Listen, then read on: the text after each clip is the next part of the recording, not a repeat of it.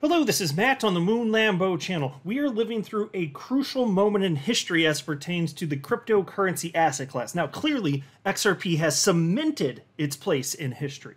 XRP is the first large cap crypto in history to have legal clarity in the United States. But the implications of this go much, much further. And obviously, that's the most important thing to us as XRP holders, no doubt.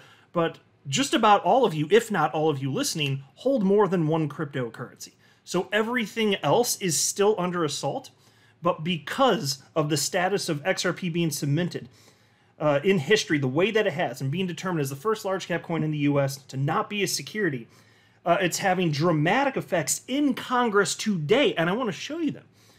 Because this idea of, the whole Gensler nonsense, this facade of, oh, just come in and talk to us, just come in and register. We won't sue the crap out of you for 2.5 years. All that nonsense.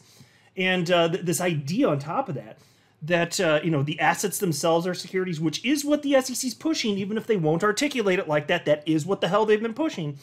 That is going by the wayside. And you can see, thanks to the litigation and the SEC v. Ripple case, thanks to the decision from Judge Torres, and which occurred, by the way, thanks to all of you in the XRP community that pushed back, close to 76,000 of you represented by Attorney John Deaton. Because of all of that, the rest of our cryptocurrency might be safe. And so this absolutely additionally further cements XRP's place in history. I mean, people are going to be looking back to this moment in time in the decades to come, and legal scholars will be opining on it, and I think there will be a broad recognition that this was the moment that things started to change, things started to turn, and we actually did start to finally get the clarity that we deserved, and I think that's going to lead to way, way, way more desirable adoption in terms of cryptocurrencies, including price action.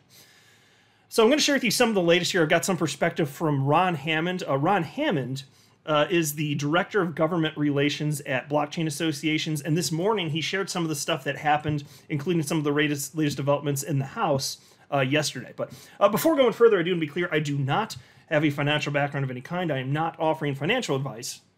And you definitely should not buy or sell anything because of anything I say or write. I'm just an enthusiast who enjoys making YouTube videos about crypto-related topics, but just as a hobby and just for fun. Oh, and by the way, one thing I'm going to talk about probably towards the beginning-ish part of this video, maybe the middle part of the video, is this idea that it's not partisan politics that is the problem here between, just Republicans and Democrats when it comes to providing clarity in Congress. Some people are arguing that.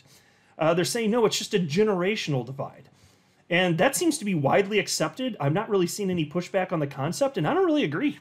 And I'll explain why as we go through this. But here's a headline from the Cointelegraph. Pro-crypto bill passes out of United States House Agriculture Committee. Tact was pervasive in the United States House of Representatives Agricultural Committee's consideration of the Financial Innovation and Technology for the 21st Century Act on July 27th. Man, can they just have shorter bill names? I've been bitching about this the last couple of days. Can we just have it shorter? Just assign it a number even, damn it. This is not exactly roll off the tongue. I'm just saying here. And my piece continues. With many references to bipartisanship and self-congratulatory mentions of the members' cooperation and hard work, the committee plowed through a series of amendments calmly and quickly. The bill, co-written by Republican members of the Agriculture Committee and Financial Services Committee, seeks to create a comprehensive regulatory framework for digital assets. And again, folks, I'm telling you, the reason that this is getting through the House to the degree that it has, and it's not like this is even past the House, that'll come later, if it does at all. And I'm optimistic, at least for the House. I don't know about, going through the Senate and then see what Biden does. But again, the reason that this is happening at all to this degree, I think it's because the ones at our backs, and I think that the members of Congress are feeling that as well after the ruling from Judge Torres. The Gensler narrative has fallen apart. Piece continues. It was debated in the Financial Services Committee along with several other bills a day earlier. Ranking member David Scott introduced the Democrats' concerns, claiming that consumer protections need to be strengthened in the bill. It does not provide for third-party auditing, he said. But I want to go to this quick breakdown from earlier today, and this is from Ron Hammond. Again, he is the Director of Government Relations at Blockchain Association, and he wrote the following. Crypto legislation vote recap. If you didn't spend the 20 plus hours watching the various vote series on crypto legislation, this recap is for you. This entire week was unexpected on a number of fronts. Bill number 1, Financial Innovation and Technology for the 21st Century Act, aka the Market Structure Bill. See, that's easier. It's the Market Structure Bill, not the Financial Innovation and Technology for the 21st Century Act. Damn, that's almost as hard to say as Wild and Wacky Arm Flailing Inflatable Tube Man. Family Guy reference. Anyway, he continues. Unprecedented, but this bill passed the Financial Committee by a margin of 35 to 15, with 6 Democrats joining the Republicans in support. In the House Agriculture GOP, so it's the House, well, it's actually called the House Committee on Agriculture, so this is the GOP one. The same bill was voted out with 0 opposition. Takeaway from FIT 21, so this is the Market Structure Bill. Gensler is, and I love this, and this is why, again, this is why I was saying at the outset of the video. What is happening here is a direct result, at least to some degree, very clearly, of the ruling from Judge Torres. Thank you, Ripple. Thank you, XRP holders. So here you go. Takeaway from FIT 21. Gensler is continuing to lose the narrative that all tokens are securities, especially within his own party, as 6 Democrats bucked his "there's no need for legislation" talking point.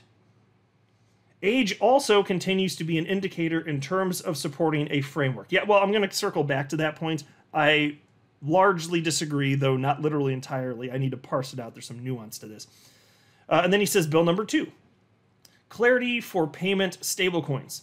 Politics/White House got in the way, and what was expected to be a deal between Republican Patrick McHenry and lead Democrat Maxine Waters divulged into a dramatic standoff. Despite some charged moments, stablecoin passed with all Republicans and 5 Democrats. And let's pause and note, Maxine Waters is the one who, a couple of years or so ago, since she doesn't know what the hell she's talking about when it comes to crypto, she called Bitcoin Bitcom. You just gotta love this stuff. Get that Bitcom there. Now, Bitcom, it's for illegal, this and that. The nonsense. These people don't know what in the ever-loving hell they're talking about, but they sure have a lot of power, don't they? Ron Hammond continues. Takeaway from stablecoins. The White House wouldn't have objected at this stage if they thought this bill had no shot to be signed into law. Politics overtook policy. Even the White House's objections, even with that, 5 Democrats joining the Republicans is notable, especially considering many are senior. Yeah, so pause to think about this, because it's very clear that the current administration has an all-out assault against crypto from the White House on down. And so the fact that any Democrats are pushing back is fantastic.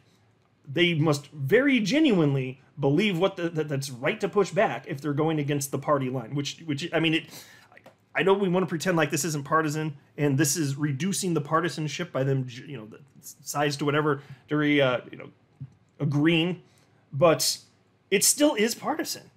Again, I'm going to circle back to the because there's these allegations of it having to do with age, and I only partially agree. Anyway, Ron Hammond continues. Tom Emmer at GOP Majority Whip. He was tagged here. He says, Tom Emmer, a Blockchain Regulatory Certainty Act, and Warren Davidson, Keep Your Coins Act passed, but on party line vote. So it clearly is partisanship for those. These crypto OGs, along with Darren Soto, Rep. Darren Soto, laid the groundwork for the FIT Act, that's the Market Structure Act, and have moved to other priorities like self-custody. Reminder, this was just at the committee level. The next step is getting these bills to the House floor for a vote, which should be in the fall. Overall, Rep. Richie said it best, and this is Rep. Richie Torres, Democrat. He said, quote, regulation by enforcement not only had a bad day in the courts, it had a bad day in Congress, end quote. Now, that is spot on, and that's easy to agree with. Here you have Eleanor Turret reporting, after 13 hours of markup, the Clarity for Payment Stablecoin Bill has passed the Financial Committee, Financial Services GOP, with a 34-19 vote, making it the second major piece of crypto legislation to pass the committee this week. Paul Graywall, who is Coinbase's chief legal officer, retweeted that and said, yes, an important vote on an important protection for U.S. investors. It turns out Democrats and Republicans can do good things when they focus on the American people. Now, here you have Justin Slaughter, who is the policy director at Paradigm, sharing his perspective. He retweeted something from attorney Jake Chervinsky, and Jake Chervinsky wrote, "This is a historic day for crypto policy. Financial Committee just advanced the Fit for 21st Century Act by a vote of 35 to 15, including significant support from Democratic members. This sends a strong bipartisan message in favor of reasonable regulation for digital assets." And I do think that's powerful, so not to take away from that, even though I'm going to note that there is clearly partisanship at play here in just a moment. But that was retweeted by Justin Slaughter, and he wrote, "Ages of the 6 Democrats that voted for the bill: 35, 41, 47, 48, 50, and 57. So that's an average age of 46.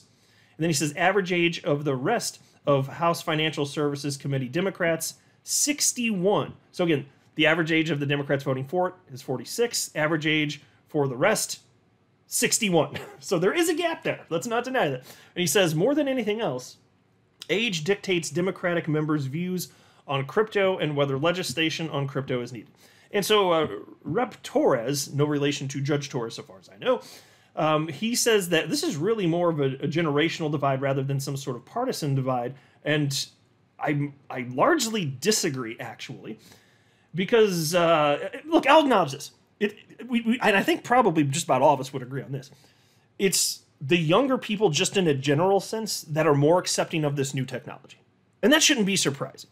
The older you get, the more you are set in your ways. Now, there are people listening who are in their 50s, 60s, 70s, and 80s, actually. I know this because their demographics reported. So it's not that there's nobody in those age groups that is forward-thinking. Of course there are. Some of you are listening to this, you are in those age groups, and so kudos to you for paying attention and getting this stuff. I'm just saying that if you're of a younger generation, you're more likely to accept whatever the new technology is, and I think that's fair. I think we can all understand that. So there's something to that, but clearly there's more to it than just that. It is not just a generational divide. If it were just a generational divide, then you'd see the same split on the Republican side, but you only see it on the Democrat side. That indicates that it is a partisan divide, in addition to it being a generational divide. It's just numbers. How come all the Republicans pretty much are all on board for this stuff and only a certain percentage of the Democrats are? Might it be because there's a political divide coming from the White House on down? Might that have something to do with it? Might they just be toeing the party line as politicians do? It sure as hell looks like it to me. And so kudos to the Democrats that, basically crossed the aisle to kind of shake hands and come to some sort of agreement on this. That's rational. That's reasonable here. So I'm just saying it's both. I do agree that there's something to it being generational, but to say that there's no partisan, there's all sorts of partisanship occurring here. There's no shortage of partisanship. There's tons of it. It's oozing out from the walls. It's gross. So I don't know. You guys can kind of tell me what you think. And Attorney Deaton gave kudos to Rep. Richie Torres, and he's the one that wrote that scathing letter to Gary Gensler. And again, he wasn't even really asking for anything, and I loved highlighting that in my video. It was several days ago or a week ago, whatever it was. And I read the whole damn thing because I was just getting a kick out of it. He was just digging us like, you just had a bad day, Gensler, And so Attorney Deaton wrote and tagged Representative Torres and said, "Outstanding young politician." And so regardless of whether or not you agree or disagree with the rest of his politics, I'm just, since this is not a political channel, I'm just going to applaud the people that do pro-crypto stuff and speak against the people that do anti-crypto stuff, regardless of politics. Which is why even the other day, even though it is clear that there's more on the Republican side that are pro-crypto, I'm still critical of them. Like, for instance, Cynthia Lumas, who within the last, 7-8 months has suddenly become apparently entirely pro-crypto, whereas if you go back to just this past December, she said it looks like pretty much everything but Bitcoin is a security. Well, the way she worded it is that it looks like Bitcoin's the only thing that's a commodity, but then what would the rest of them be, right?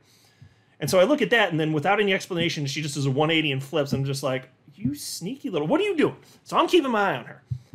I'm glad she seems to have come around, but again, it's not about the politics. It's just, I want pro-crypto stances. I will applaud that, and anybody that has anti-crypto stance, I'm going to speak against that. I don't care what the rest of their politics are. That's just how it is.